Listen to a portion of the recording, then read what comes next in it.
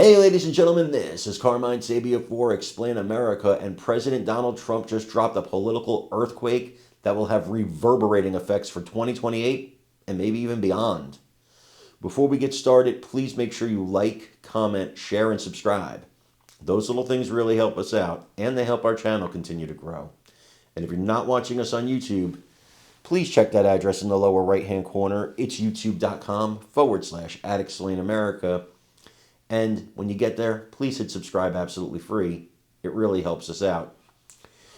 Guys, President Donald Trump knows what's right and what's wrong in this country right now. He understands what we have to do to actually make America great again, to get us back on track, to get us back to being the preeminent world power. And you know, you go to other countries, you go to Canada, you go to Mexico, you go to these countries in Europe that want to preach to us about values and morals and standards and principles.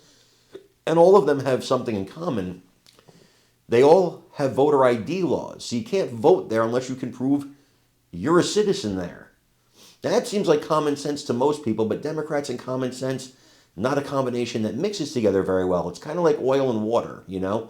They one rises and they separate. It's common sense and Democrats, a very, very alkaline mixture there. So they don't really like it.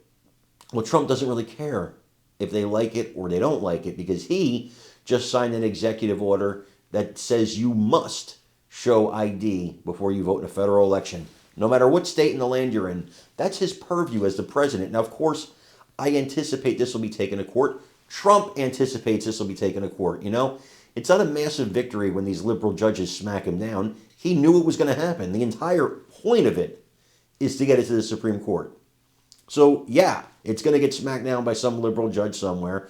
Then it'll get appealed, and it'll probably get overturned on appeal, and then it'll go to the Supreme Court, because that's what you do.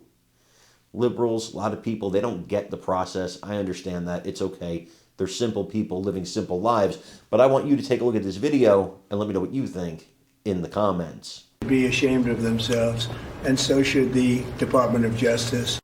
In another major move, President Trump also signing an executive order requiring proof of citizenship in federal elections. It requires government-issued proof of U.S. citizenship on voter registration forms. It also calls on states to work with federal agencies to share voter lists and to prosecute election crimes. Plus, it threatens to pull federal funding from states where election officials don't comply.